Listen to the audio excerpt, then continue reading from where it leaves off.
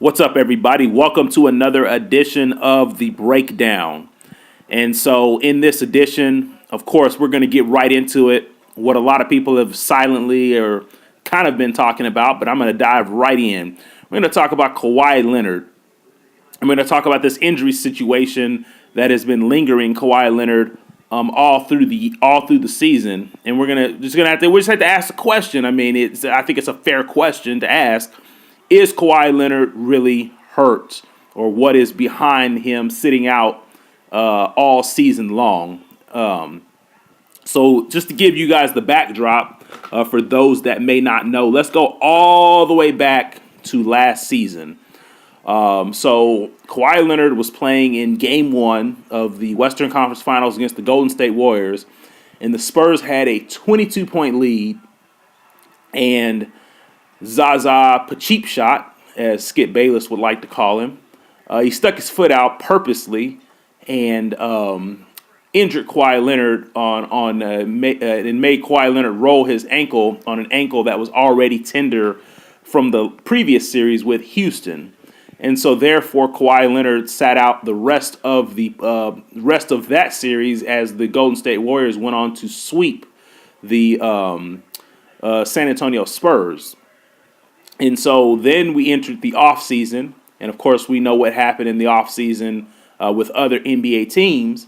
And then, of course, as time rolls on, the regular season or training camp then starts up for every NBA team. And when training camp started, it was announced that Kawhi Leonard would be out for the entire he would be out for training camp and all of the preseason games due to a strained quad injury.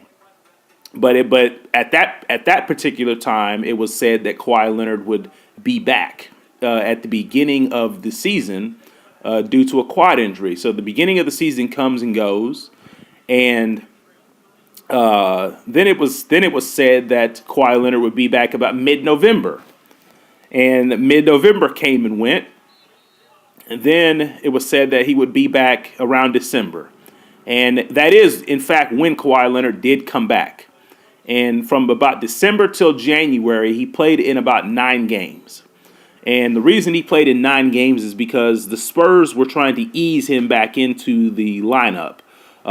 So he did not play in any back-to-back games. So when I say back-to-back, like if he played one night, he didn't play the next night. And I'm not talking about 2 consecutive nights. I'm essentially talking about 2 consecutive games. So even if a game was on Thursday and the next game wasn't until Sunday or Monday, he didn't play in the next game. And so Kawhi Leonard played in about 9 games this season. Looked pretty good while out there playing.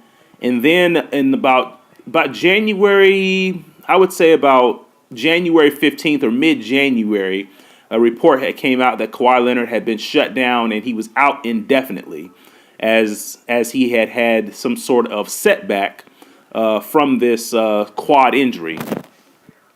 And so it left us kind of wondering, was Kawhi Leonard going to come back?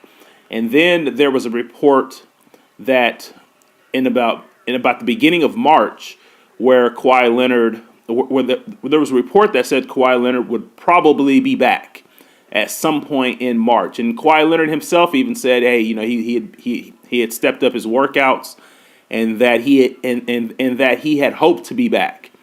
And this was Tim talking to the media. And then as time went on, Kawhi Leonard never came back. And so to me, it has to pose the question in this title, is Kawhi Leonard really hurt? And I have to say that it's hard for me to see that a guy who really, outside of 9 games that he didn't play any back-to-backs in, how can he be hurt on a surgery that did not require, on an injury that did not require surgery? Yes, the question you have to ask yourself, folks, is on an injury that does not require surgery, have you ever seen another athlete miss the entire season on something that did not require surgery? Or something that did not require surgery, or something where no doctors have recommended he get surgery. That's a whole different ballpark.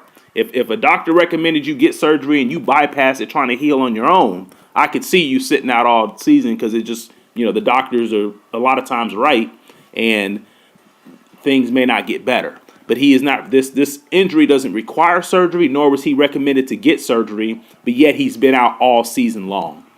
And yes, has there been some pushback from Spurs players and coaches? Absolutely. But this is all after Spurs team doctors said that he has been cleared to play. This is all after the reports of Kawhi Leonard, or no, I wouldn't say him, but this is all after reports of media saying that Kawhi Leonard was going to come back. This was all after reports of Kawhi Leonard actually getting into the Spurs training facility to actually do workouts. And of course, the guys like Ginobili and Parker and the coaches and the teammates, I can understand, being a former athlete myself. I can understand these players getting frustrated and wondering what is going on. And so I have to ask you guys.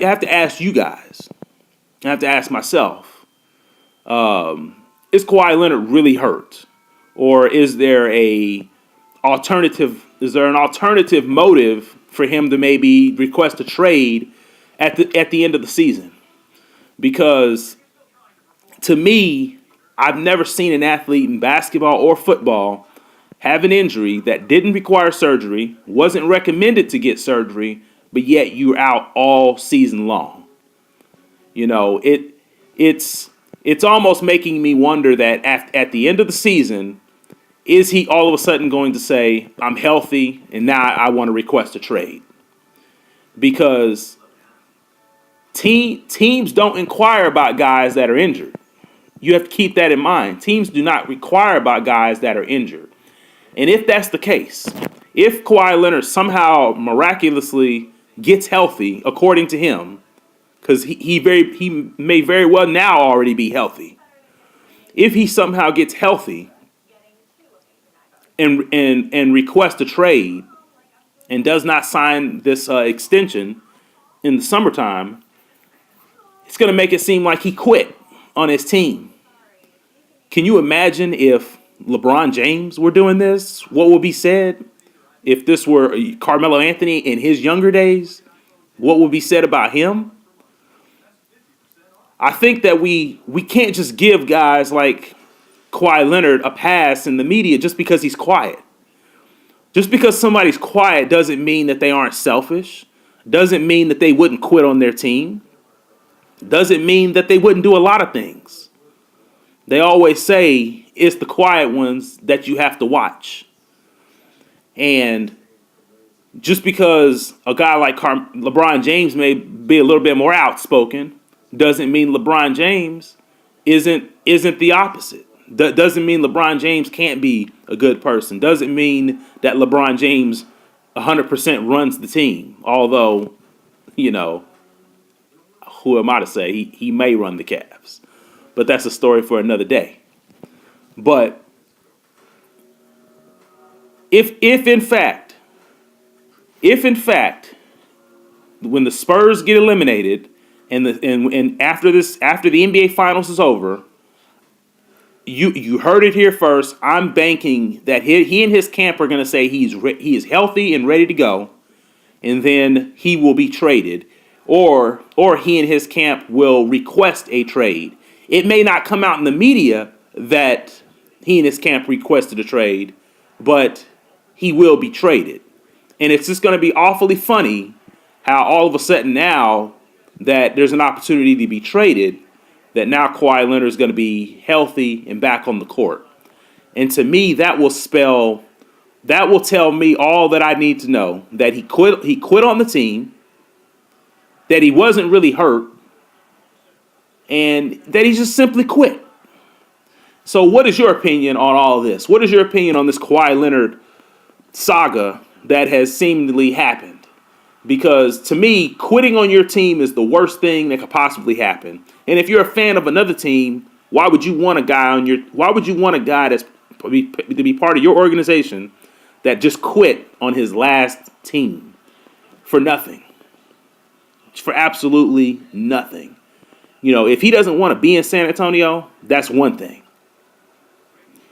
But you're getting paid, and you're getting paid, and if you're healthy enough to get out there and play, if you're not really injured, then go play. And if you want to trade, do like Kyrie Irving did and wait till the offseason and then request a trade. But don't stand up your teammates, guys like Manu Ginobili, a 40-year-old who really didn't need to be playing in the NBA anymore at this point in his career. He's made his money. He's won 4 championships. He could easily retire. Manu Ginobili's legacy in this NBA is already set in stone. So it doesn't matter how many more games he wins, how many more games he loses. And he's still out there, getting out there every day and giving his team everything he's got left in the tank. So is Tony Parker, and so are the rest of those guys on that team. So, you know, if Kawhi Leonard doesn't want to play for the Spurs, I understand that. Totally get it. But this is not the way to go about it, in my opinion. I have my opinion. I'm sure you guys out there will have yours. But if, in fact, he is healthy enough to get out there and play, or at least show up and support the team, he should do it. Instead of sitting back, being quiet, and not saying anything, and letting these things linger on. So I'm just banking my money that when the season ends, he's going to miraculously be healthy, because a report just came out today says he's out for the rest of the postseason. So once again, folks, I'm going to leave you with this.